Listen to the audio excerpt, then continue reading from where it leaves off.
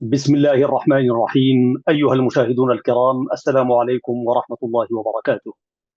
أحييكم تحية الإسلام الخالدة من قناة سلام الإعلامية المباركة. أنا محدثكم أحمد شريف برفقة الزملاء الفنيين والإداريين والمشرفين. نرحب بكم أجمل ترحيب، متمنين لكم دوما أن تكونوا في أمان الله وحفظه. في حلقة من برنامج مع اللغة العربية من قناة سلام الإعلامية المباركة، وفي الحلقة رقم 204 بحمده تعالى. ارتأيت هذا اليوم أعزائي المشاهدين أن أتحدث عن اللغة العربية وعلاقتها بالحديث النبوي الشريف، أو أهمية اللغة العربية في فهم الحديث النبوي الشريف. لأننا كمسلمين ملزمون أن نأخذ علومنا من مصادر التشريع، ولذلك حاولت قدر المستطاع بحثا أن أتناول هذا الموضوع. ومنطلقي في هذه القضية هو في فهم اللغة العربية، أو لتأكيد قاعدة نحوية أو قاعدة بلاغية وما إلى ذلك. فإن المرجع الأول هو المرجع للقرآن الكريم، كما قال الله في كتابه العزيز: ولم تسجل مراكز البحث اللغوي أي خلاف بين قاعدة لغوية وبين ما جاء في القرآن الكريم. بالعكس، إن القرآن الكريم عزيز المشاهد يؤكد القاعدة البلاغية والقاعدة النحوية في اللغة العربية. هذه من ناحية. الناحية أخرى، في أي قاعدة بلاغية كما قلت، إما أن تستشهد بآية من القرآن الكريم، أو تستشهد بالحديث النبوي الشريف كما جاء في الحديث النبوي الشريف، أو تستشهد بعد ذلك بقول الشعراء. لكن أي شعراء؟ أولئك الشعراء المجيدين. أنا لم أقف على الإطلاق في حياتي إنه أحد الأدباء أو الكتاب أو البلاغيين وهو يستشهد بغير القرآن الكريم والحديث النبوي الشريف في حالة الشعر، أو أن يستشهد ببيت شعر. أصلا لا يمكن أن يستشهد بالشعر الحديث أو شعر الحداثة أو شعر التفعيلة وما إلى ذلك. دائما يركن إلى الشعر المقاعد، الشعر الموزون، الشعر الملتزم بآداب اللغة العربية وآداب يعني أو مقاييس الشعر العربي القويم، إما كان عهدا جاهليا أو في عصور ما بعد الجاهلية، في فترات العصور الإسلامية، في بداية الدعوة الإسلامية في العهد الأموي، ثم العهد العباسي، ثم ما بعد هذه الفترة إلى هذا اليوم. لكن لا بد أن يستشهد ببيت شعر موزون. أصلا لا يمكن. ومن هنا عزيزي المشاهد، ومن هنا تتضح بطلان كثير من المدارس الأدبية في قضية الشعر تحديدا. أنا أتحدث، أنا لا أحارب تلك المدارس الجديدة، ولكن لا يعتد بها ولا يستشهد بها، وأكتب أنا بكل الاتجاهات يعني. لكن عندي موقف صريح جدا وأعلنه: ليس هنالك ما يسمى بقصيدة النثر أبدا. هذه أكبر زعمة أدبية أطلقها أولئك الذين يودون أن يحاربون المسلمين في ثوابتهم، في لغتهم، في والمسألة تمشي تذهب إلى أن تأتي في مراجعات في الإسلام والعياذ بالله. يعني الاجتهادات واردة، ولكن فيما تراجع يعني. فكل أدب قصيدة النثر والأدب الحديث وما إلى ذلك كلها فرية لا بعدها فرية. ولذلك من هذا المنطلق أنا وددت أن أتحدث عن الحديث النبوي الشريف، كيف ثبت اللغة العربية، أو أهمية اللغة العربية في فهم الحديث، والعلاقة بين الحديث النبوي الشريف واللغة العربية. هذه قضية في غاية الأهمية. آمل سيداتي سادتي أن نلملم أطراف الحديث في هذه القضية. لكن قبل أن أدلف إلى ما وجدته من كتابات جادة جدا، لكن دعوني أتحدث قليلا أهمية الحديث النبوي الشريف في الأساس. يعني كما تقول العديد من المراجع عزيزي المشاهد وعزيزتي المشاهدة، يعد الحديث النبوي الشريف المصدر الثاني للتشريع الإسلامي. بعد القرآن الكريم مباشرة، الذي هو كلام الله سبحانه وتعالى، المعجزة الخالدة. وكذلك الحديث النبوي الشريف هو من أمر الله تعالى، ولكن على لسان نبيه صلى الله عليه وسلم. الحديث النبوي الشريف عزيزي المشاهد يبين الكثير من الأحكام والتشريعات التي لم تذكر في القرآن الكريم، وإنما فصلها النبي صلى الله عليه وسلم، مثل كيفية الصلاة والطهارة وغير ذلك من الأحكام. كذلك الحديث النبوي الشريف يشرح القرآن الكريم، ففي العديد من الأحاديث النبوية الشريفة نجد شروحا لبعض آيات الله الكريمات، وبيانا لأسباب نزولها، وفيما نزلت وفي من نزلت. الحديث النبوي الشريف كذلك عزيزي الكريم فيه تبيان لصفات الرسول صلى الله عليه وسلم الخلقية والخلقية، وفيه أيضا بيان لحياة النبي صلى الله عليه وسلم اليومية، وكيف كان يعامل أهله وجيرانه وصحابته الكرام. كذلك الحديث النبوي مصدر للإخبار عن الغيبيات التي تحدث بين يدي الساعة، ولا شك أن الإيمان بالغيب هو جزء من عقيدة المسلم وإيمانه. أخيرا الحديث النبوي مصدر توجيه وإرشاد، فقد حفلت الأحاديث النبوية الشريفة بكثير من الأقوال والتوجيهات الأخلاقية للمسلمين، بل إن كثيرا من الأحاديث اشتملت على صفات النبي صلى الله عليه وسلم. وبما أن المسلمين مأمورون بالتأسي والاقتداء بنبيهم، فهي تشكل لهم مرجعا في ذلك. أكتفي بهذا القدر عن أهمية الحديث النبوي الشريف في الإسلام. أيها المشاهدون الكرام، هذه قناة سلام الإعلامية المباركة، واليوم سنتحدث عن أهمية اللغة العربية في فهم الحديث النبوي الشريف، فكونوا معنا أيها المحترمون والمحترمات. في دراسة كبيرة أثر اللغة العربية في فهم الحديث النبوي الشريف، وأنا وجدت ذلك في جامع الكتب الإسلامية، هو موقع مهم جدا. سأكتفي أو أتناول وأقرأ فصلا واحدا من ذلك، المبحث الخامس: أهمية اللغة العربية في فهم الحديث النبوي الشريف. يقول الكاتب عزيز المشاهد: ذكرنا أن معرفة اللغة العربية شرط لمن أراد أن يدرس علوم الشريعة. هذا هو المدخل لفهم الشريعة، معاني بلغات أخرى وهكذا يمكن، لكن أن تعرف وتدرس العلوم الشرعية لا بد أن يكون لك علاقة باللغة العربية تدرسها، وهذه العلاقة: ولقد يسرنا القرآن للذكر فهل من مدكر. وهنا واحدة من المعاني: القرآن واللغة العربية. القرآن نزل بلسان عربي مبين، وبدونها لا يستطيع الدارس فهم القرآن أو السنة فهما صحيحا. يمكن أن تفهمها، لكن الفهم الصحيح يختلف. ولذلك كان الواجب على المحدث الذي يتحدث بالحديث أن يدرس علوم اللغة العربية ليستطيع فهم الأحاديث النبوية، ومن ثم القدرة على شرحها واستنباط الأحكام الشرعية منها. ومن أراد دراسة الأحاديث النبوية ولغته إن لم يتعلم هذه اللغة فإن لغته تكون ركيكة ويفسد أكثر مما يصلح في المعاني اللغوية الواردة في الأحاديث النبوية الشريفة.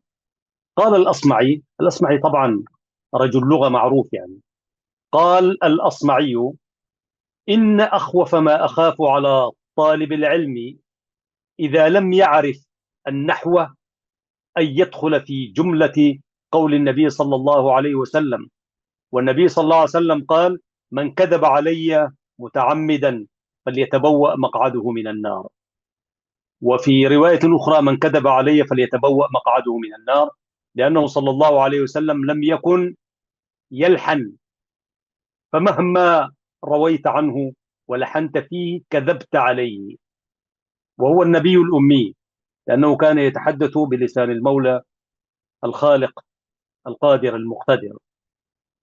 وقال ابن الجوزي: ومن العلوم التي تلزم صاحب الحديث معرفته للإعراب لئلا يلحن وليورد الحديث على الصحة. وقال شعبة: مثل الذي يتعلم الحديث ولا يتعلم النحو مثل البرنس لا رأس له. والبرنس ربما نأتي إلى الشروح، ولكن أخشى أن لا ندخل في الشروح فيطول الحديث. وقال حماد ابن سلمة: مثل الذي يطلب الحديث ولا يعرف النحو مثل الحمار عليه مخلاة لا شعير فيها. وقال ابن الصلاح: فحق على طالب الحديث أن يتعلم من النحو واللغة ما يتخلص به من شين اللحن والتحريف ومعرتهما. متفق عليه ذلك في الحديث الأول، اللي هو: من كذب علي متعمدا فليتبوأ مقعده من النار. متفق عليه، أخرجه البخاري في صحيحه كتاب العلم، باب إثم من كذب على النبي صلى الله عليه وسلم. فيجب، الكاتب يقول: فيجب على المحدث الذي يقرأ الحديث ويشرحه ويعلم آخرين، قبل أن يشتغل بحفظ الحديث وشرحه، أن يتعلم لغة العرب وتراكيبها حتى يستطيع فهم النص النبوي فهما صحيحا. فإن اشتغل بالحديث قبل اللغة لحن وفهم الألفاظ على غير وجهها، فما بالك الذين يذهبون يضوان إلى لغات أخرى غير العربية ويقول لك معاني وهكذا. ولذلك تتوه الأفكار وتتوه التوجيهات وتتوه فكر الالتزام بقيم الإسلام ورسالته وأحكامه كما نزل وكما ينبغي فهمه. عزيزي المشاهد، نقل العباس ابن المغيرة ابن عبد الرحمن عن أبيه قال: جاء عبد العزيز الدراوردي في جماعة إلى أبي ليعرضوا عليه كتابا، فقال لهم الدراوردي، وكان رديء اللسان يلحن لحنا قبيحا، فقال أبي: ويحك أو ويحك يا دورادي، أنت كنت إلى إصلاح لسانك قبل النظر في هذا الشأن أحوج منك إلى غير ذلك. وقال الحافظ المزري في مقدمة كتابه تهذيب الكمال في أسماء الرجال: وينبغي للناظر في كتابنا هذا أن يكون قد حصل طرفا أو طرفا صالحا من علم اللغة العربية، نحوها ولغتها وتصريفها، ومن علم الأصول والفروع، ومن علم الحديث والتواريخ وأيام الناس، فإنه إذا كان كذلك كثر انتفاعه به وتمكن من معرفة صحيح الحديث وضعيفه.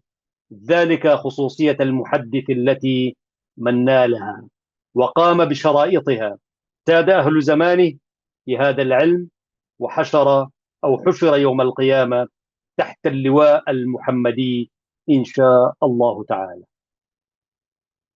وقديما أيها المشاهد الكريم لا يقولون لشخص عالم إلا أن يكون عالما بشيء مما ورد في هذا المعرض: أن يكون أولا لغويا فصيحا، عالما بعلوم اللغة، وعارفا بتواريخ الناس، وعارفا كذلك بالجغرافيا، وعارفا بالأنساب، وعارفا بعلوم الدين والحديث والقرآن وتفسيراته.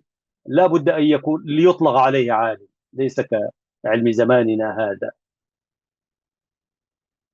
ويقول الكاتب في مبحثه السادس: أثر الجهل باللغة العربية على فهم الحديث: لا شك عزيزي المشاهد أن اللغة العربية هي أحد الأدوات المهمة التي يستخدمها المحدث عند فهم الحديث النبوي، وعدم التمكن من قواعد هذه اللغة وعلومها قد يؤدي إلى الوقوع في الضلال والزيغ، وهذه بعض الأمثلة المؤكدة لذلك.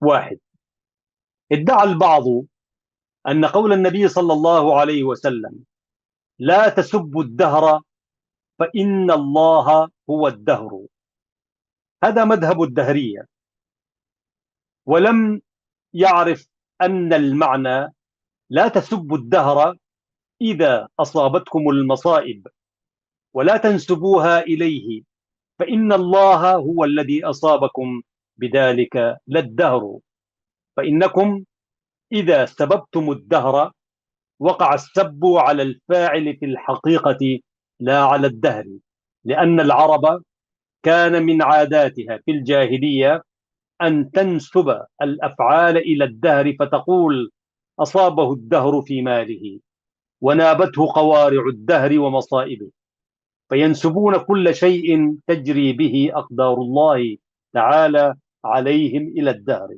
فيقولون لعن الله الدهر ومحق الله الدهر وأشبه ذلك، وإنما يسبونه لأجل الفعال المنسوبة إليه، فكأنهم إنما سبوا الفاعل وإنما الفاعل هو الله وحده، فكأنهم يسبونه سبحانه وتعالى، وهذا أمر منهي عنه ولا يقبله عقلا. ثانيا، وروى الشيخان عن عائشة رضي الله عنها، البخاري ومسلم يعني، رضي الله عنها قالت أن بعض أزواج النبي صلى الله عليه وسلم قلنا للنبي صلى الله عليه وسلم أينا أسرع بك لحوقا، أينا أسرع بك لحوقا، توفوا، قال أسرعكن لحاقا بي أطولكن يدا، قالت فكن يتطاولن أيتهن أطول يدا، قالت فكانت أطولنا يدا زينب لأنها كانت تعمل بيدها وتصدق. قاله صلى الله عليه وسلم لنسائه فحسبنه على ظاهره من الطول الذي هو ضد القصر، فظنت سودة إحدى زوجاته أمهات المؤمنين أنها المرادة لأنها كانت أقصرهن يدا، فلما ماتت زينب بنت جحش رضي الله عنها قبلها علمنا حينئذ أن المراد بالطول هو الفضل والكرم، وكانت زينب أكثرهن صدقة، وهذا يوافق الحديث. كلام العرب أيها المشاهد الكريم، كلام العرب فهم يقولون فلان أطول يدا في حالة الكرم. وهنا أتذكر الخنساء وهي ترثي أخاها الذي توفي عيني جودا ولا تجمدا ألا تبكيان الفتى السيدة، في القصيدة تقول يعني طويل النجاد كثير العماد إذا أمرد، المهم إلى آخره، فتصفه كأنه كان طويل اليد يعني، وهي حالة من حالات الكرم. ولولا فهم هذا لأشكل هذا الحديث، فمن مقدار قدرة المحدث على فهم اللغة يستطيع فهم القواعد الشرعية والنصوص النبوية واستنباط الأحكام منها. ومثل ذلك قوله تعالى في الحديث القدسي المعروف وإن تقرب إلي بشبر تقربت إليه ذراعا وإن تقرب إلي ذراعا تقربت إليه باعا، وإن أتاني يمشي أتيته هرولة. ورد ذلك عند البخاري في كتاب التوحيد، باب قوله تعالى: ويحذركم الله نفسه. فقد شغب المعتزلة على أهل الحديث بروايتهم مثل هذا النص، وعزوهم ذلك إلى الله تبارك وتعالى، وهو يوهم في تصورهم تشبيهه تعالى بخلقه في القرب المادي والمشي والهرولة، وهذا لا يليق بكمال الألوهية جملة وتفصيلا. وقد رد على هؤلاء الإمام ابن قتيبة في كتابه تأويل مختلف الحديث بقوله: إن هذا تمثيل وتشبيه، وإنما أراد من أتاني مسرعا بالطاعة أتيته بالثواب أسرع من إتيانه، فكنا عن ذلك بالمشي وبالهرولة. كما يقال فلان موضع في الضلال، والإيضاع سير سريع، لا يراد به أنه يسير ذلك السير، وإنما يراد أنه يسرع إلى الضلال، فكنا بالوضع على الإسراع، فلان موضع في الضلال. وكذلك قوله تعالى: والذين سعوا في آياتنا معاجزين، إلى آخر الآية في سورة الحج. والسعي الإسراع في المشي، وليس يراد أنهم مشوا دائما، وإنما يراد أنهم أسرعوا نياتهم وأعمالهم. ومن ذلك ما رواه الشيخان عن أبي هريرة رضي الله عنه عن النبي صلى الله عليه وسلم قال: اشتكت النار إلى ربها فقالت: ربي أكل بعضي بعضا، فأذن لها بنفسين، نفس في نفس في الشتاء ونفس في الصيف، فأشد ما يجدون من الحر وأشد ما تجدون من الزمهرير. فقد يشكل فهم هذا الحديث على البعض، لأنه يعلم أن أسباب تغير الفصول معروف، وهو قائم على سنن كونية يعلمها الدارسون. ولكن إذا أردنا أن نفهم هذا الحديث وفق قواعد اللغة وعلومها، فإننا ندرك أن الحديث محمول على المجاز والتصوير الفني، فهو يصور شدة الحر على أنها من أنفاس جهنم، كما يصور الزمهرير على أنه نفس آخر من أنفاسها. وجهنم تحوي من ألوان العذاب أشد الحرارة وأشد الزمهرير. نجانا الله وإياكم من النار. أيها الأحباب الكرام، فاصل قصير وأعود إليكم لنكمل حديثنا ونقلنا عن أهمية اللغة العربية في فهم الحديث النبوي الشريف، فكونوا معنا أيها السادة والسيدات.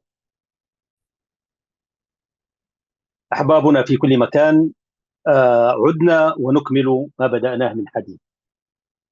ومن ذلك أيضا ما زعمه البعض من أن الإسلام يحتوي على الخرافات، ويقوم بترويجها، واستدل على زعمه الفاسد بما رواه عن ابن عباس رضي الله عنهما أن رسول الله صلى الله عليه وسلم قال: الحمى من قيح جهنم فأبردوها بالماء.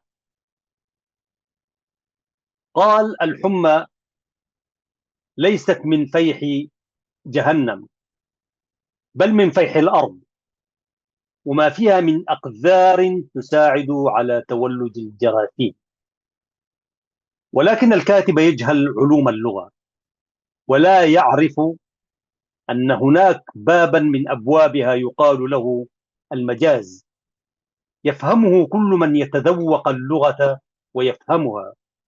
لذلك يقول الناس من شدة الحر: لقد فتح باب من جهنم، يقصدون أن الجو شديد الحرارة، فيشبهونه بحرارة النار ولا يقصدون المعنى الحقيقي. سادسا، رد البعض حديث عبادة بن الصامت رضي الله عنه أن رسول الله صلى الله عليه وسلم قال: اللهم أحييني مسكينا وأمتني مسكينا واحشرني في زمرة المساكين. هذا الحديث رواه الترمذي في سننه أبواب الزهد، باب من جاء أن فقراء المهاجرين يدخلون الجنة قبل أغنيائه. أعود إلى الحديث. يقول الكاتب: لأنه فهم أن المسكنة هي الفقر من المال والحاجة إلى الناس، وهذا ينافي استعادة النبي صلى الله عليه وسلم من فتنة الفقر وسؤاله من الله تعالى العفاف والغنى، وقد استعاذ بالله منه. وقرنه بالكفر فقال: اللهم إني أعوذ بك من الكفر والفقر. وفند عليه بالغنى فقال الله سبحانه وتعالى حين امتن عليه بالغنى قال في كتابه العزيز: ووجدك عائلا فأغنى. من أجل ذلك رد الحديث المذكور، والحق أن المسكنة هنا لا يراد بها الفقر، وإنما المراد بها التواضع وخفض الجناح. قال العلامة ابن الأثير: أراد به التواضع والإخبات، وأن لا يكون من الجبارين المتكبرين. وهكذا عاش النبي صلى الله عليه وسلم بعيدا عن حياة المستكبرين، فكان يجلس كما يجلس العبيد والفقراء، ويأكل كما يأكلون، ويأتي الغريب فلا يميزه من أصحابه، فهو معهم كواحد منهم، وهو سيد الخلق. وهو في بيته يخصف نعله بيده، ويرقع ثوبه، ويحلب شاته، ويطحن بالرحى مع الجارية والغلام. ولما دخل عليه رجل هابه فارتعد فقال له: هون عليك، فلست بملك، إنما أنا ابن امرأة من قريش كانت تأكل القديد بمكة. والقديد هو اللحم الناشف، يعني اللحم الذي يعني بعد ما تقطع شرائح كده وتنشفه. يعني نحن في برنامج مع اللغة العربية، ولكن بلغة التجرينية في بلادنا يسموه القانطة. والله هو ملاح حلو فعلا، فبيسموه القانطة. يعني بالتجريت ما بعرف يسموه شنو، لا أذكر يعني، لكن بالتجرينية اسمه القانطة. وما أحلى أكل القانطة بالقرعة كمان. وفاكهة القرعة، الخضار، النبي صلى الله عليه وسلم كان يحبها أكثر مما يحب، اللي هي القرعة الدبة، يعني دبت بالتجرينية وبالتجريت وحده يعني. نعود سيداتي سادتي إلى الحديث. فقال له النبي صلى الله عليه وسلم: هون عليك، فلست بملك، إنما أنا ابن امرأة من قريش كانت تأكل القديد بمكة. وقد ذكر الشاطبي عدة أمثلة لما يمكن أن يترتب على عدم فهم اللغة في القرآن والسنة، ثم قال: فقد ظهر بهذه الأمثلة كيف يقع الخطأ في العربية في كلام الله سبحانه وتعالى وسنة نبيه محمد صلى الله عليه وسلم، وأن ذلك قد يؤدي إلى تحريف الكلم عن مواضعه، كما حرفوا أولئك الضالين، يحرفون الكلم عن مواضعه ونسوا حظا مما ذكروا به في الآية. والصحابة رضوان الله عليهم براء من ذلك، لأنهم عرب لم يحتاجوا في فهم كلام الله تعالى إلى أدوات ولا تعلم. ثم من جاء بعدهم ممن ليس بعربي اللسان تكلف ذلك حتى علمه. وكثيرون من علماء اللغة العربية الذين أسسوا لقواعد اللغة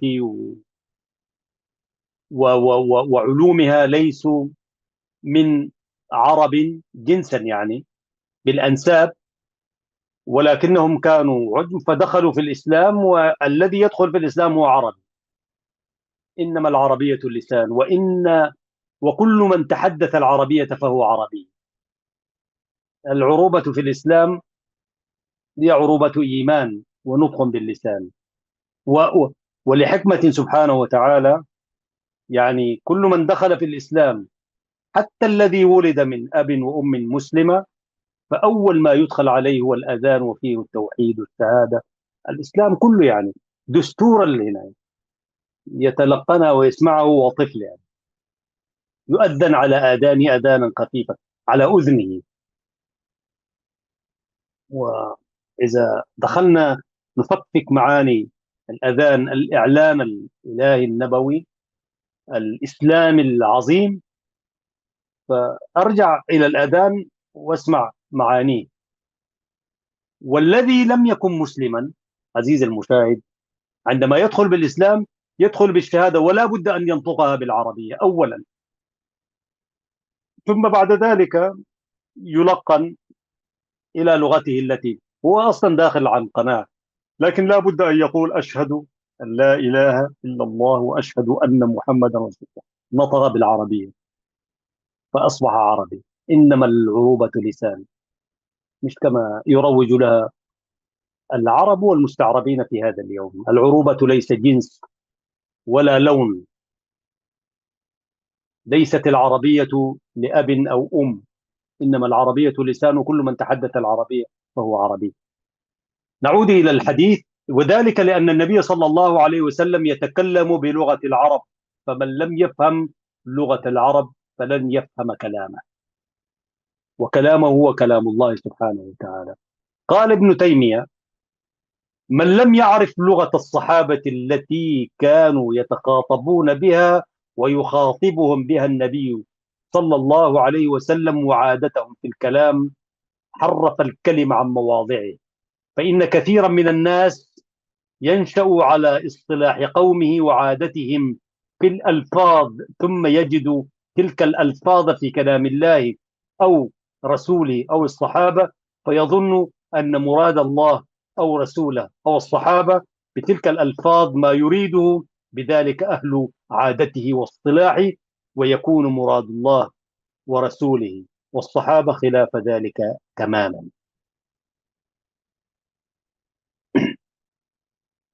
عزيزي المشاهد، خرجت الدراسة بنتائج وتوصيات في غاية الأهمية، ويسرنا أن نستعرضها لكم في هذا الجزء من البرنامج.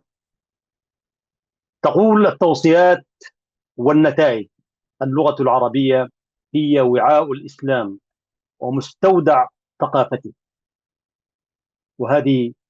والله هذا السطر يحتاج إلى حلقات. ثانيا، تميزت اللغة العربية بخصائص انفردت بها عن غيرها من لغات الدنيا، فهي لغة القرآن الكريم ولغة السنة المطهرة.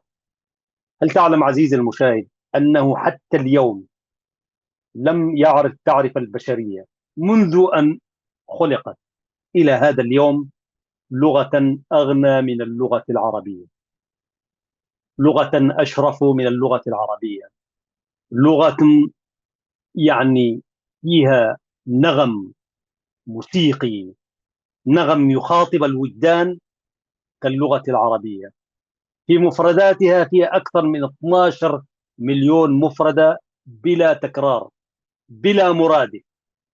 والناس خطأ يقولون الكلمة ومرادفها. في اللغة العربية ما في كلمة مرادف، كل كلمة تعني معنى معينا، معنى خاصا بها، قد تتشابه في المعاني، لكن كل كلمة وهذا ميزة هذه اللغة العربية، لا توجد في لغات أخرى من الإنجليزية المسيطرة اليوم إلى كل اللغات في الدنيا.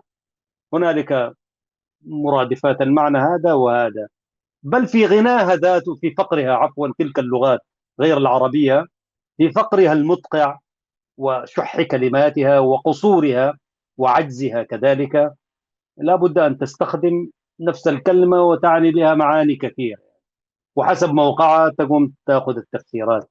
ولا أود أن أدخل في كثير من تلك التراكيب، لكن اللغة العربية بمفرداتها فيها أكثر من 12 مليون مفردة بلا تكرار. هذه اللغة الإنجليزية المسيطرة اليوم مفرداتها لا تتعدى 600 ألف كلمة. لو جيت للغة الفرنسية قالوا 12 ألف كلمة تقريبا يعني. تخيل، شوف غنى هذه اللغة العربية، وافتح قاموس أي قاموس للغة العربية، فإنك في معنى واحدا، يعني في كلمة واحدة، يمكن أن تجد يعني كتابا كاملا في التفسير يعني. وهي لغة الاشتقاق، يعني اللغة العربية هي الوحيدة في لغات الدنيا تشتق منها، وليس بالضرورة أن تجد ما تشتق منه من كلام، من مفردات العرب وعلومها، ليس بالضرورة أن تجده في أحد القواميس عزيز المشاهد، فإنما أنت متاح لك أن تشتق من المفردة الواحدة ما يمكنك من أن تشتق لعلمك باللغة العربية. ولا يمكن أن تكون عالما باللغة العربية ما لم تقرأ القرآن الكريم وتتفقه في الحديث النبوي الشريف، لأنه ذلك هو المعجز اللغوي في ديننا الحنيف. فاللغة الاشتقاق هذه هي خاصة باللغة العربية.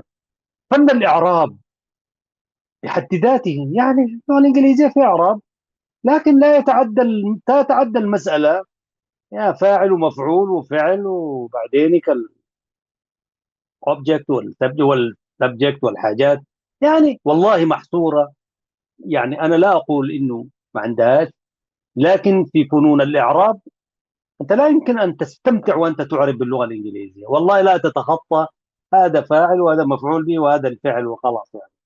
نخش في الادجكتيف بعدين والحاجات والصفات، فقيرة جدا جدا. إنما اللغة العربية في إعرابها وفنونها، وحتى في الإعراب ماذا قال الكوفيون في ذلك والبصريون في ذلك وهكذا يا أخي اللغة العربية لغة إبداع، لغة فيها جمال الإعرابي وتستمتع أنت ويستمتع من يستمع إليك في فن الإعراب والنحو.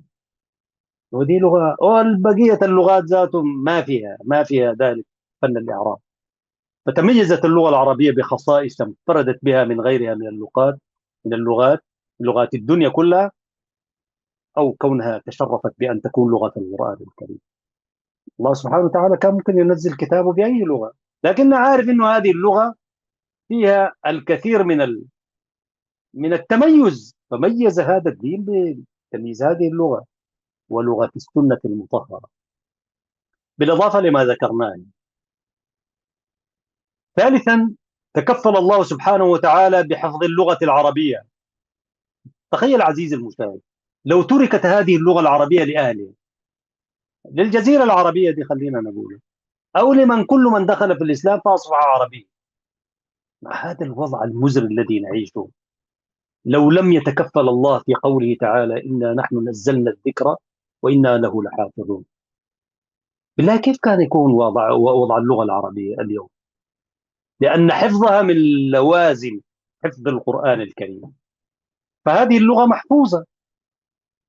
ومن الذي لم يقصد تدمير هذه اللغة من بنيها ومن ناسها ومن غير المسلمين كذلك؟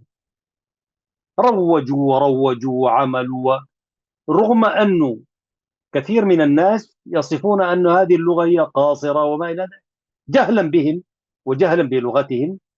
وحتى مع سيطرة التكنولوجيا الحديثة والعلوم، اللغة العربية بتدخل مباشرة، زي ما قال حافظ رحمة الله عليه: وسعت كتاب الله لفظا وغاية، وما ضقت عن آي به وعظات، فكيف أضيق اليوم عن وصف آلة وتنسيق أسماء لمخترعات. وهو يرثي اللغة العربية. أتيت قومي فاحتسبت حياتي، وناديت قومي فاحتسبت حياتي، رموني بعقم، وهو يتحدث باسم اللغة العربية. رموني بعقم في الشباب وليتني عقمت، فلم أجزع لقتل عداتي. أتوا أهلهم بالمعجزات تفننا، فيا ليتكم تأتون بالكلمات. أرى كل يوم بالجرائد مزلقا من القبر، يدنيني بغير أناتي. إلى معشر الكتاب والجمع حافل، بسطت رجائي بعد رصد فتاتي. فإما حياة تبعث الميت في البلا، وتنبت في تلك الرموس رفاتي، وإما ممات لا قيامة بعده، ممات لعمري لم يقس بمماتي. أعرف لو شهد زمننا هذا شاعر النيل ماذا كان يقول عزيز المشاهد. نشرات أخبار بالدارجي، ويخرج أستاذا في اللغة العربية، يحاضر في الجامعة ومادته هي اللغة العربية، ويلحن، ويطلع رئيس جمهورية ولا رئيس أمة عربية مسلمة، فيتحدث بكلام لا يفهم من معاني لا تفهمه العجم ولا العرب. كلام خارم بارم يعني. عموما عزيزي المشاهد، أنا خرجت إلى قصيدة حال اللغة العربية، قرأتها حفظ قديم يعني، وربما لخبطنا فيها بعض الأبيات. عموما أعود إلى الدراسة مرة أخرى، أهمية النتائج والتوصيات. إن العناية باللغة العربية عناية بالشريعة الإسلامية عزيزي المشاهد. نحن لماذا نتمسك بهذه اللغة العربية في إريتريا وكمسلمين يعني، وكإريتريين كذلك؟ لأن هناك للغة بعدا دينيا، وبعدا وطنيا، وبعدا حضاريا في هذه اللغة. ولكن هذه اللغة محاربة ليس من الحاكم فحسب، حتى من بنيها وأهليها يعني، ومن الذين يتحدثون بها مسلمين ومسيحيين ينتمون إليها انتماء حضاريا، ولكنهم يحاربوها. العناية باللغة العربية عزيزي المشاهد هي عناية بالشريعة الإسلامية. خامسا، أدرك سلف الأمة من العلماء والخلفاء أهمية اللغة العربية وآدابها، فأقبلوا عليها يتعلمونها ويعلمونها أولادهم. أنت كيف تطالب بأن تنصفك الحكومة والنظام والحزب الحاكم وأنت لا تحافظ على هذه اللغة داخل بيتك عزيزي المشاهد؟ شيء فظيع يعني. وأفظع منه أن تعلم كما قال البردوني رحمة الله عليه.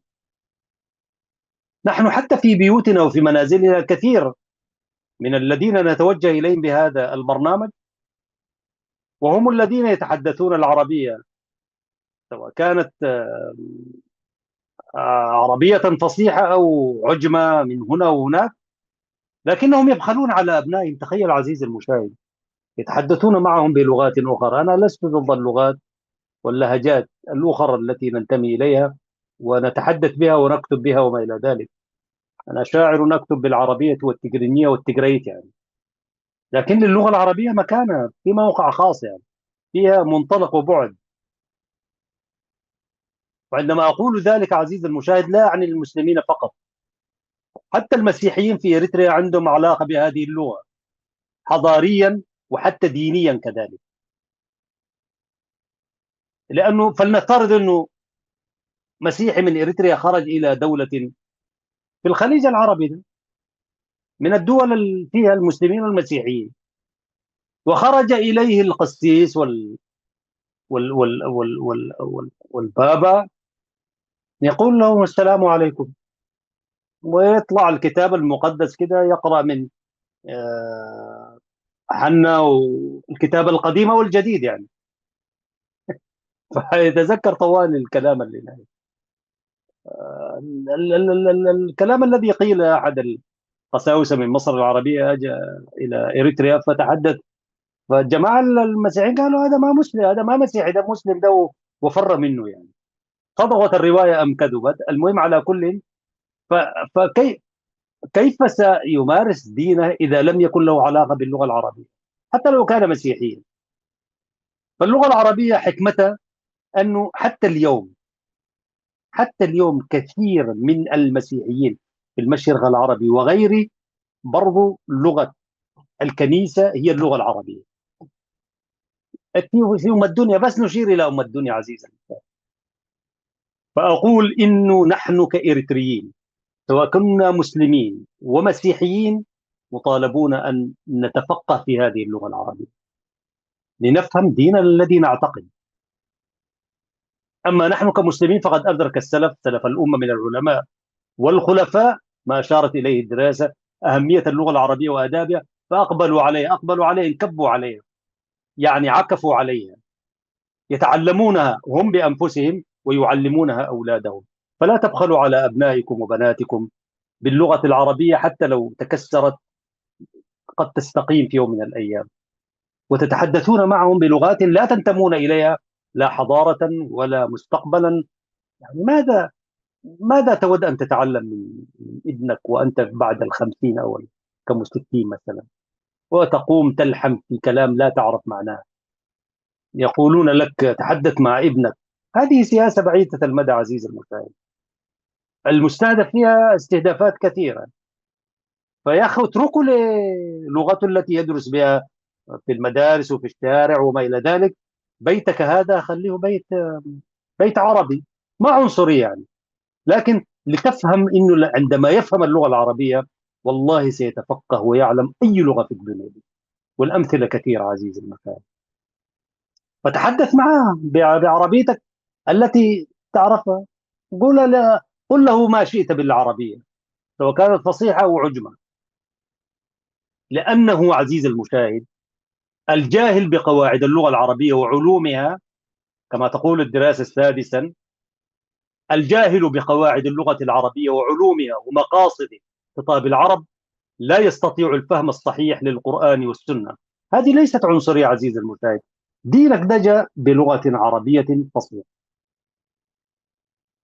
ولا تكون شعوبيا عزيزي المشاهد، هذه خارج الدراسة والنتائج. في حاجتين السابع والثامن سأشير إليه. إن الشعوبيين عزيزي المشاهد، الشعوبيون هم الذين يكرهون العرب وتاريخهم ومكانتهم. ولا يمكن عزيزي المشاهد أن نجهل تاريخ العرب في الإسلام. أنت كأنك قاعد تضرب في صميم هذا الدين الحنيف.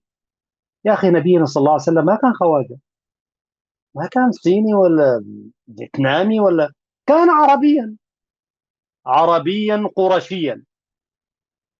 الصحابة رضوان الله عليهم الخلفاء الراشدين عرب. وإذا لم تحب النبي والخلفاء الراشدين الأربعة ومن تلاهم بعد ذلك، وتحترم أهل بدر، وتحترم الأنصار والمهاجرين، طبعا في حاجات أخطأ فيها كثير من الذين جاءوا من بعد الخلفاء الراشدين. هنالك بشر، أولئك بشر يعني. والنبي صلى الله عليه وسلم وصانا عليكم بسنتي وسنة الخلفاء الراشدين المهديين من بعدي. شوف الحكمة دي ضبط المسألة كيف. ما قال لنا الجماعة اللي يجوا بعد كلهم اتبعوهم، ضبطها. والصحابة والخلفاء الراشدين الأربعة المهديين الهادين المهديين، محبتهم والالتزام بما جاء بهم انطلاقا من الهدي النبوي الشريف، لهم كل المعزة والمكانة والاحترام والتجلة والتقدير، الشهداء منهم وغيرهم. ولذلك يعني مبرر أن يخطئ قائد هنا وقائد هناك بعد الخلافات التي جاءت يعني بعد فترة الخلفاء الراشدين. ولكن هذا لا يكون مبررا على أن تطعن في هذه اللغة وفي الدين، ويكون عندك شكوك في حاجات كثيرة. هذا ليس من الدين، وليس من فهم وفقه المسلم الحق. والشعوبيون يدخلون من التواريخ فيها شيء من هنا وهناك، فيحاربون اللغة العربية. أول ما تبدأ حربك للغة العربية أنت تستهدف هذا القرآن الكريم. ما تقول لي ما في معاني وكذا ومعاني القرآن الكريم عليك أن تفهم هذا القرآن ده بما جاء به، بما ورد به، ثم تقرأ المعاني كما شئت، وتحترم هذه اللغة ومكانتها في الإسلام، ومكانة وأهميتها بالنسبة لك عزيزي المشاهد، لأنه ستعمل تشويش في عقيدتك. شوشت في لغتك، في مفاهيمك، شوشت عقيدتك. ومن شوش عقيدته فحسبه، يعني أمره حسابه مع الله. يقول سادسا، قرأت سادس. سابعا، اللغة العربية من الأدوات اللازمة للمتحدث، وبدونها يقع في أخطاء كثيرة، ولا يفهم كثيرا من الأحاديث، ويصعب عليه فهمها. ثامنا، ينبغي بذل الجهد في نشر العربية بين المسلمين الذين لا يعرفونها، هذا ما كنت أتحدث عنه، وتقويتها بين الذين يعرفونها، فهذا من خير ما يعينهم أو يعينهم على فهم أفضل للقرآن والسنة والعلوم الإسلامية. والله دراسة في غاية الأهمية. وبعد، فهذا جهدي مع ضعفي وتقصيري وقلة بضاعتي. يقول الكاتب أبو البراء أيمن مهدي، يقول: هذا جهدي مع ضعفي وتقصيري وقلة بضاعتي، وحسبي أني اجتهدت وسعي، فإن كان خيرا فمن الله وحده، وإن كان غير ذلك فمني ومن الشيطان، ورجائي أن أعد من خدام السنة المطهرة، وأن أحشر يوم القيامة في صحبة النبي المصطفى صلى الله عليه وسلم برحمة الله عز وجل، لا بعلمه. شوف هذا الرجل فاهم للغة العربية، ويعبر عن أمنياته وبهذا التعبير، ولم يخرج قيد أنملة من كتاب الله وهديه. والكلام السليم يهديك سواء السبيل، ويهديك ويوصلك إلى بر الأمان. وغاية المسلم أنه إيش؟ ما هي غاية المسلم عزيزي المشاهد؟ الغاية العظمى أن نحشر يوم القيامة في صحبة النبي صلى الله عليه وسلم، ومن حشر مع النبي صلى الله عليه وسلم لا يخيب، وذلك برحمة الله عز وجل، لا بعلومنا وجهدنا، ولكن بمحبتنا. قل إن كنتم تحبون الله فاتبعوني يحببكم الله، إلى آخر الآية. يختم الكاتب أبو البراء أيمن مهدي جزاه الله خيرا، يذكر الآية الواردة في سورة البقرة 286، فيقول: ربنا لا تؤاخذنا إن نسينا أو أخطأنا، ربنا ولا تحمل علينا إصرا كما حملته على الذين من قبلنا، ربنا ولا تحملنا ما لا طاقة لنا به، واعف عنا واغفر لنا وارحمنا أنت مولانا فانصرنا على القوم الكافرين. الآية البقرة 286. عزيزي المشاهد، إلى الذين لهم علم بلغات أخرى، أي لغة غير العربية، أدعوك عزيزي المشاهد أن تقرأ، حتى الذين ليس لهم علم، هذه الآية شيلة واكتب واطلب معانيها، لترى الفرق بين اللغة العربية والمعاني الأخرى. المعنى المنقول من هذه، والله أقسم بذات الله أنه مهما أوتيت أو أوتي المترجم ليترجم هذه الآية إلى لغة أخرى، لا يصل إلى المعنى الحقيقي مطلقا، لكنه يقارب المعنى، لأن هذه اللغة العربية هي اللغة الوحيدة في الدنيا كلها من لغاتها التي تسمى لغة البيان، أن تبين ما في داخلك من نفسك، وهذا لا تعلمه إلا إذا كان لديك علاقة بلغات أخرى، عالمية كانت أو محلية. لغة البيان الوحيدة في هذه الدنيا هي لغة القرآن الكريم، هي اللغة العربية. لغة الحديث النبوي الشريف هي اللغة العربية. ما سمعنا حديث نبوي بغير اللغة العربية.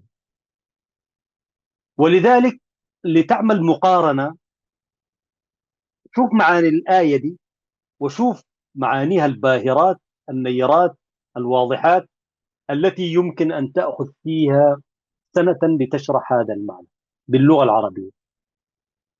تشرحها أول تراكيب لغوية مثلا، يعني أنا على سبيل المثال تشرحها إعرابا، تشرحها انسجاما في حتى التمرحل، ربنا لا تؤاخذنا إن نسينا وأخطأنا. شوف النسيان والخطأ، لماذا لم يقل ربنا لا تؤاخذنا إن أخطأنا أو نسينا؟ ولماذا بدأ يعني قبل ولا تحمل علينا إصرا كما حملته على الذين من قبلنا؟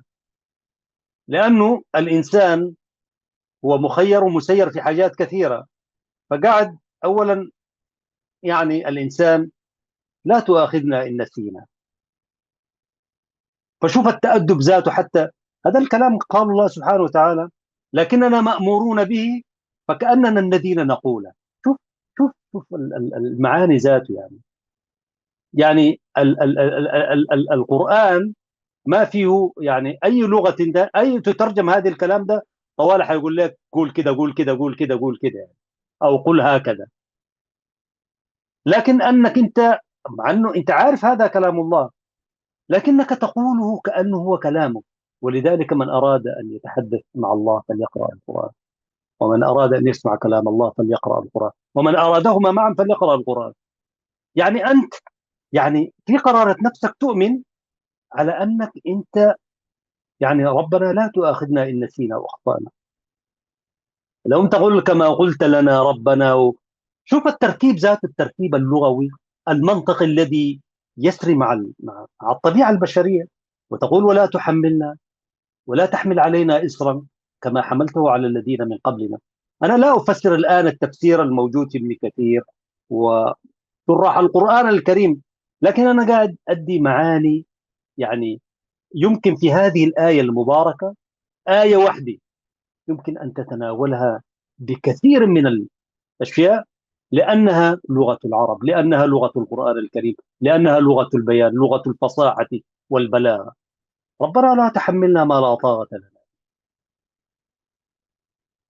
شوف الاعتراف على أنه الإنسان ده يعني أحيانا أنت أحيانا في نفسك أنت تكلف نفسك ما لم يكلف بك به الله سبحانه وتعالى. ولذلك تقول لا تحملنا ما لا طاقة لنا به. كثير من القضايا والملفات والبرامج والمشاريع والتي يعني تسلب منا النوم والطمأنينة والهدوء أننا ندخل في مشاريع أكبر من طاقتنا. ترمي نفسك كده على السرير فتبدو لك كم هائل من الملفات، والتسير تمسك هذا الملف وتفتح هذا الملف وتقول لم أنم، لأنك أنت دخلت فيما لا تحتمل طاقة كإنسان وبشر، وكلنا يعترينا ذلك. فعشان كده تقول ولا تحملنا ما لا طاقة لنا. خلينا في حالنا هذا بس، حالنا ده نحن راضين به، ويكفي الإنسان مؤمنا إيمانا بالله ورسوله والمؤمنين، الباقي ده كله ملعوب. فهذا أفضل فضل وأكبر فضل. لا تحملنا ما لا طاقة لنا. وأصلا الإنسان ده لا يشقى في هذه الدنيا إلا أن يحمل نفسه ما لا طاقة له به. ثم انظر واعف عنا واغفر لنا وارحمنا. توقف عزيزي المشاهد في العفو والغفران والرحمة. العفو أنت معترف أنك بشر ويمكن أن تخطئ، وطوالي تطلب الغفران من الله سبحانه وتعالى. واعف عنا واغفر لنا وارحمنا. وشوف إنه العفو عن والغفران لي، هذه تراكيب لغوية ما موجودة في لغات أخرى. ثم تطلب الرحمة وارحمنا اعترافا بأنه مولانا. وفي النهاية تقول انصرنا على القوم الكافرين. فأنا أقول هذه الآية حتى لو دخلت في إعرابها مثلا والله تجد فيها كم هائل من الفنون والإعراب، والكوفيون والبصريون. وقال يعني ادخل عليها من باب ال ال ال ال ال ال الإيجاز والبلاغة العميقة يعني. ولذلك نقول عزيزي المشاهد إن اللغة العربية دراستها يعني كسب، حبها كسب، تعليمها للآخر كسب، نشرها في مجتمعك كسب، التمسك بها تمسك بدينك، تمسك بهدي نبيك، وكثير من الأشياء الكثيرة عزيزي المشاهد قد لا يتسع المجال هنا لذكرها. ولذلك عزيزي المشاهد كلما أتيحت لك أنت المتحدث بالذات الموجودين خارج القطر العزيز إريتريا، ويعني لحكمة أوجدك الله سبحانه وتعالى في بلاد يعني غير عربية كبلادنا هذه أستراليا أوروبا أمريكا وما إلى ذلك، إن كنت من الذين يعني لديك مبادئ في اللغة العربية فاسعى إلى تعليمها غير الناطقين بها، عندها ستعلم مكانة هذه اللغة في نفسك. ولهذا أحمد الله سبحانه وتعالى أنني أعمل في تدريس اللغة العربية لغير الناطقين بها في نهاية الأسبوع، وهذا عهدي بهذه اللغة، وليس لأني وجدت نفسي هنا، لكن حتى عندما كنت في إريتريا، وهذا من باب ذكر فضل الله سبحانه وتعالى علينا، وأما بنعمة ربك فحدث. أنا منذ دخلت إريتريا من 91 لحد أن خرجت منها لم أتوقف عن تعليم اللغة العربية لغير الناطقين بها. دعك من الإعلام الذي كنت أعمل فيه كمشروع، مشروع أن هذه اللغة نحن مسؤولون نشرها والحديث بها وإعلاميا في الوزارة. كذلك كنت أدلف وأتمسك بتلابيب هذه اللغة شعرا وأدبا لنثبت هذه اللغة في البلاد. كذلك دخلت في الجوانب الفنية الأخرى، كم هائل من الأناشيد الوطنية بلغة عربية قدمت فيها، قدمت نشيد للعلم، شهداء للوطن لعدد من المدن لنقفة وهكذا يعني. وأنا أهدف صحيح في نفس الشيء من ذلك يعني كاهتمامات، ولكن والله لا أذيع سرا إن قلت أنا كنت مجاهد في هذه اللغة العربية. وإضافة إلى ذلك كان لدي عدد من الفصول في الشبيبة داخل الوزارة بدأناها ثم توقفنا يعني لأمر من الفرعون يعني لا يود أن نشر اللغة العربية. وهنا موطن ومكان أن أقدم لأول مرة ما كنت أقوم به في بداية عهدي في أسمرة 91 92 إلى 93. كان لي فصلا في مسجد الخلفاء الراشدين عفوا في مسجد خالد بن الوليد في بيئة جدة. أنا أقول ذلك يعني أما بنعمة ربك فحدث، وفي نفس الوقت لأذكر إخواني الموجودين في بقاع الدنيا. فكان لدي فصل دراسي لتعليم اللغة العربية وأنا في الجالية كمدرس، برضو دخلت الجالية لأدرس اللغة العربية، وحتى ما أستريح وأنظر إلى الشعبية وسياساتهم وهم لا يعرفونني وأنا لا أعرفهم آنئذ. فمكثت عاما إلا قليلا إلا تعتبر سنة يعني. فدرست 4 فصول اللغة العربية، فصلين بنات وفصلين بنين يعني. كنت مرشدا لأحد الفصول للبنات يعني. وغرست وزرعت وحصدت في الأخير والحمد لله، حيث هنالك من الشعراء الكبار أذكر منهم توفيق اسم الله ذلك الشاعر المجيد، درست في الصف الثاني إعدادي، وتنبأت بأنه سيكون في يوم من الأيام شاعرا مجيدا، لأنني اختبرتهم هكذا درسونا أساتذتنا الكبار في السودان العزيز الوطن الثاني. فقلت لهم اليوم غدا كل واحد منكم يأتي ببيت من الشعر أو يكتب عدد من الأبيات. الجماعة قالوا لي تخيل في أسمرة 91 بلد خارجة من استعمار إثيوبيا حاربوا فيها اللغة العربية بكل مختلف، لكن لم تكن بتلك الحرب التي تحاربنا بها هذه الدولة الوطنية المزعومة بين قوسين.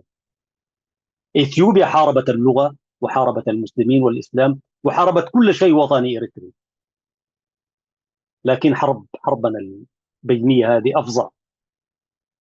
فطلاب خارجون من تلك الفترة الاستعمارية أستاذ لغة عربية يطلب منه أن يكتب أبياتا من الشعر، وكان هدفي أن أستكشف فيهم إشراقات مستقبلية.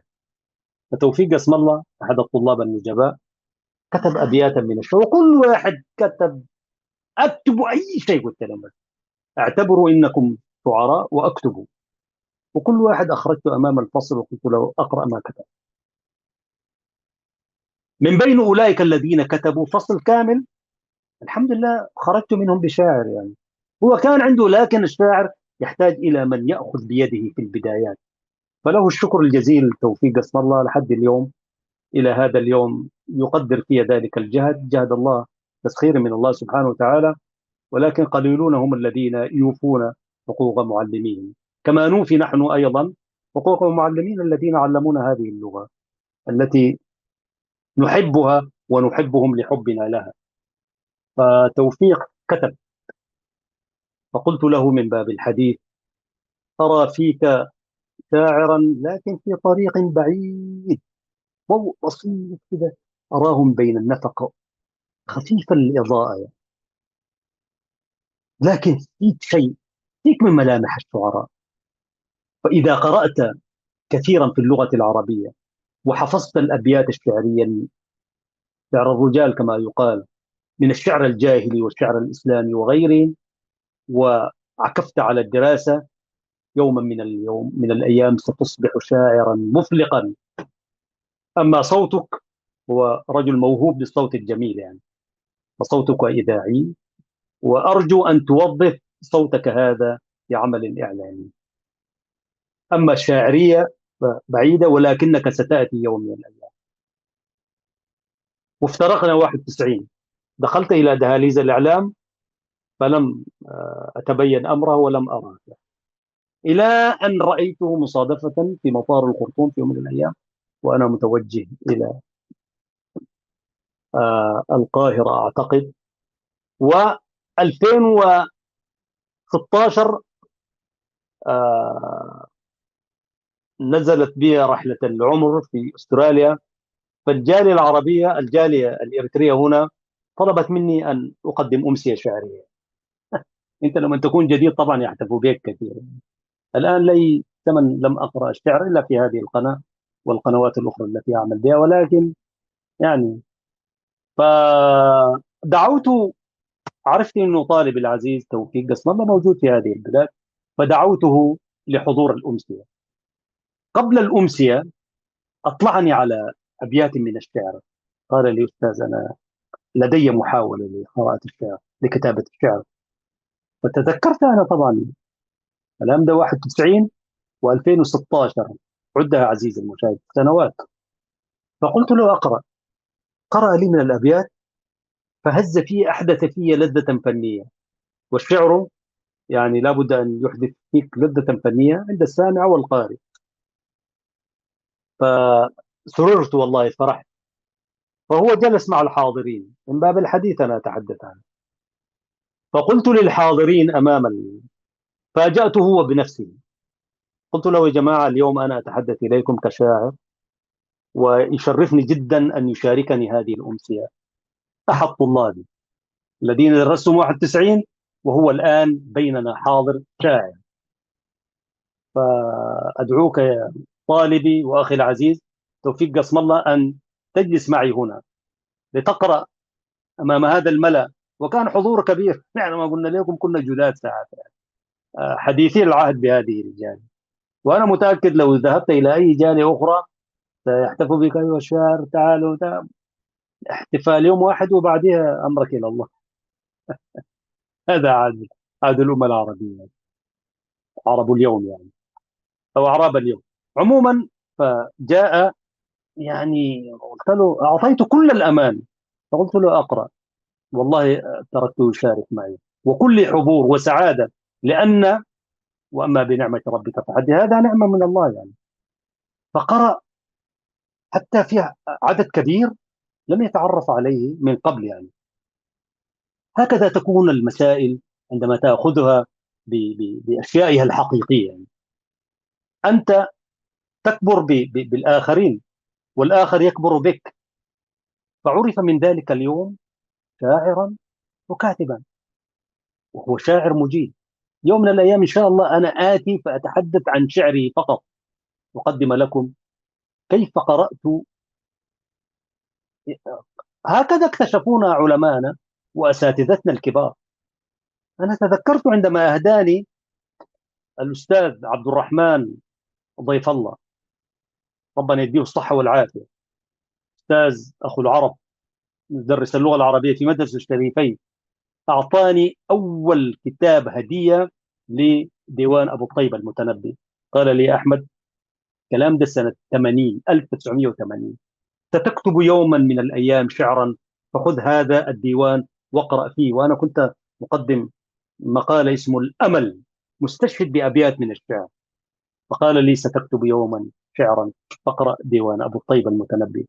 كان عظيما الطرب بالنسبة لي أن أبدأ حياتي بالمتنبي، ومتأثر به جدا. ولذلك هذه التي غرست فينا حاولنا نغرسها في طلابنا، وكان 6 أشهر، يعني بين 6 7 أشهر، السنة التي مكثتها في الجالي. فدرست في الجالي. أعود إلى الفصل الذي كنت أدرس فيه في مسجد خالد بن الوليد لذي جدة. الشباب اللي كانوا متواجدين بعد صلاة الفجر طوالي كنت أخش الفصل. كان والله عدد كم 30 طالب يعني. استمرينا فترة. فعندما تممت، ربما الفئة الحاكمة، يعني أنا أدرسهم لغة عربية فقط، الفاعل والمفعول والفعل واللغة العربية وقواعدها يعني. وندخل في الفنون عندي كتاب، أنا مدرس في الجالية. خفت على نفسي، إنه قلت ربما عيون وجواسيس هذه المجموعة تقول لهم إن هذا الرجل يعلم الناس في الفصل الجهاد والمؤمن يعني وجاهدوا في الله حق جهاده واجتباكم وما جعل عليكم في الدين من حرج، ملة أبيكم إبراهيم وسماكم المسلمين. لكن طبعا المجموعة يعني كل من قال لا إله إلا الله فهو مجاهد يعني. المهم فقلت ربما يقول لهم الأستاذ هذا يعاقب في الطلاب وكذا بتاع. فأنا أفكر في ذلك، أقول أعمل يعني أغير الأيام، كل بعد الفجر طوالي كنت أخش الفصل. كانت أيام زاهرات وأيام لها إيقاع. فأحدث نفسي ألا أخذ على غرة أو تهمة وزورا وهكذا. فكنت قررت أنه تختلف الأيام، ما أعمل مثلا 5 أيام، أعمل 3 أيام أو 4، نغيب يوم نجي يوم هكذا. وأنا أفكر في ذلك وأنشر بين الناس أنه الفصل والله اللي عندي. أنا أعرف أنه الجواسيس أينما تحركت موجودين يعني. في فصل للغة العربية أنا بدرس في مسجد خالد، لكن المشكلة أنك أنت بتدرس في مسجد يعني، والمساجد عندنا نحن هي قواعد التأسيس يعني، لكن عند الآخرين شيء آخر يعني. ف... وأنا أحدث نفسي هكذا، جاء قرار الخدمة الوطنية فتخطفوهم واحدا بعد الآخر الطلاب الذين كانوا حولي، فقل العدد. وأنا أقول بصراحة أنه كل واحد فيهم كان يدفع، يبدو لي في الأسبوع 5 بر ولا كم، شيء من ذلك يعني. فقل العدد، ولا كان كل أسبوعين شيء يعني، كان مبلغا يسيرا يعني. لكن البر كان برا حقيقة يعني. فقل العدد، عدد كبير منهم مشى الدفعة الأولى. فخلاص قلت لهم يا جماعة، وحتى واحد منهم قال لي ربنا يحفظه ويرعاه، أين الآن لا أدري. فقال لي يا أستاذ العدد قل وإيش نعمل وكذا بتاع. قلت لهم خلاص يا جماعة نحن نخليها مرتين في الأسبوع أو 3 مرات في الأسبوع، وهكذا إلى أن أصبح الفصل فارغ، واحد اثنين ثلاثة. قلت خلاص يا جماعة ما عليه، واصل. لكن لمن أراد منكم أن يأتي إلى البيت وهكذا، واحد اثنين كان يجوني في البيت أحيانا. فالتدريس والاهتمام باللغة العربية مارسته.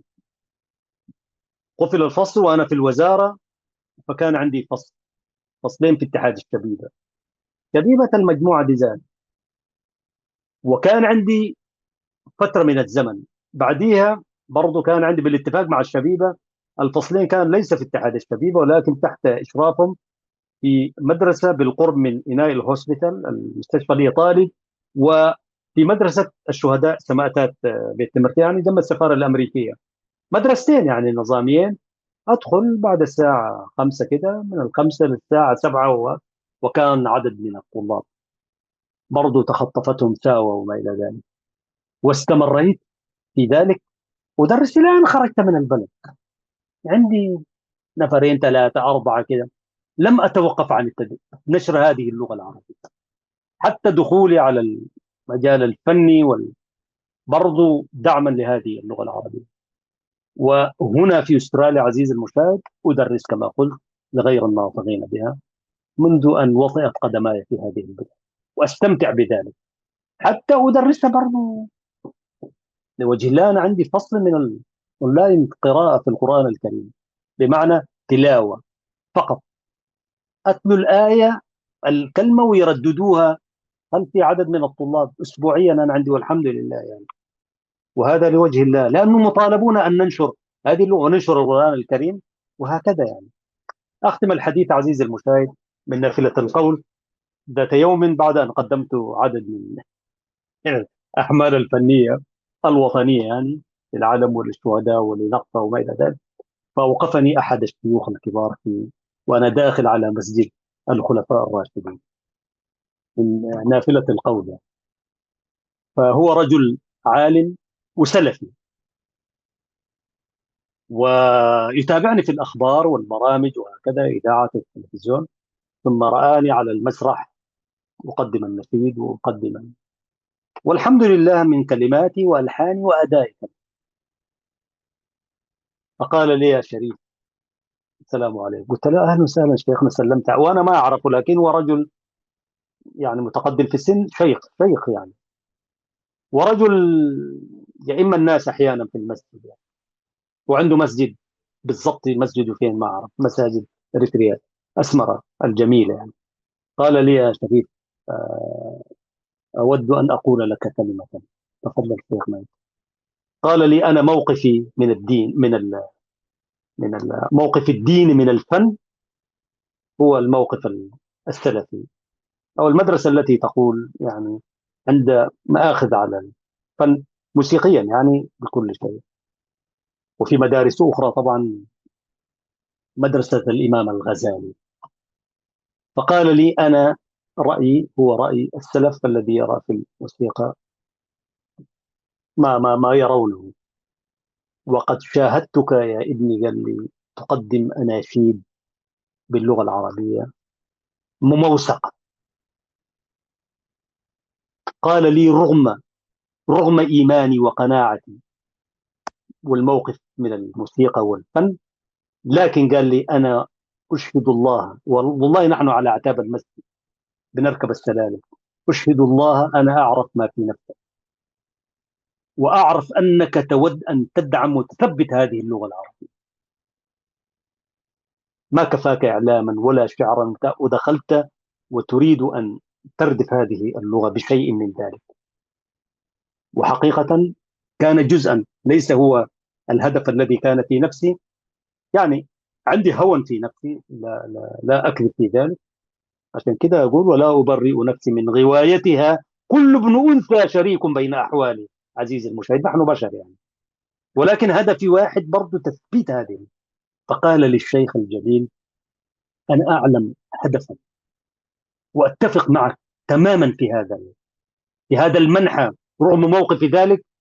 فقال لي: سر على بركة الله يا شريف، وأسأل الله أن يحفظك من هؤلاء وهؤلاء، والله أقولها لوجه الله. وأنا أعرفك. قال لي: أنت رجل فيك خير يعني. قلت له: بارك الله فيك وجزاك الله خيرا. ودخلنا إلى المسجد سويا.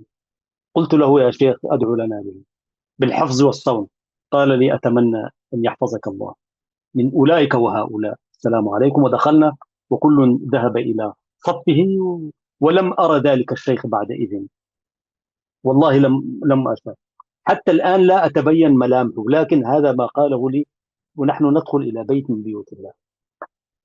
وأقول عزيزي المشاهد، مع كل تلك الأشياء التي كانت، ربما هذه هي التي حفظتنا من أولئك وهؤلاء. فالذي يحب دينه ويحب رسوله ونبيه والصحابة يحفظه الله سبحانه وتعالى ويخرج من بين أولئك وهؤلاء.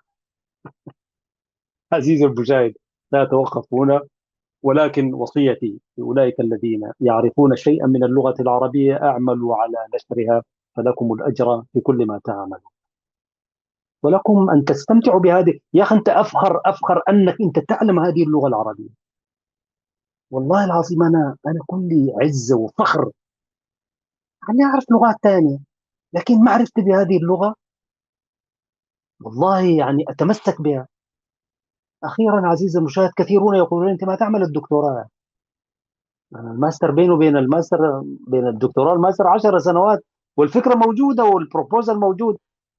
فأقول لهم يا جماعة أنا ما داير أعمل باللغة الإنجليزية، أنا أود أن أستمتع ببحثي العلمي، واستمتاعي باللغة العربية أنا أجيد هذه اللغة، لا أجيد الإنجليزية كما أجيد اللغة العربية. يا أخي قال لي ما تترجم وكذا. لا، قلت لهم أنا أود أن أعمل رسالتي أستمتع بها كما استمتعت في الماجستير بلغة عربية، لأن اللغة العربية لغة بيان، ولن أعمل هذه رسالة الدكتوراه إلا بلغة عربية مبينة. طال الزمن أم قصر، إن عشنا فعملنا، وإن لم نعش فهذا أمر الله، ولكل أجل كتاب. أيها السادة والسيدات، أتوقف هنا عزيزي المشاهد. أدعو كل الناس ليتباهوا ويعتزوا أنهم يعرفون هذه اللغة العربية. والله في معرفتها غنى، وفي حبها غنى، وفي غير ذلك الكثير. أسأل الله سبحانه وتعالى أن يجمعني وإياكم في حلقة قادمة أيها الأحباب الكرام. يقول الحق سبحانه وتعالى في محكم تنزيله: لسان الذي يلحدون إليه أعجمي وهذا لسان عربي مبين. صدق الله العظيم. ويقول الشاعر العربي: الحي حي من حياة لسانه، فإذا أبيد من اللسان أبيد. شكرا لكم. تحياتي محدثكم مقدم البرنامج ومعده أحمد الشريف، مع زملائي الفنيين والمشرفين والإداريين. السلام عليكم ورحمة الله تعالى وبركاته.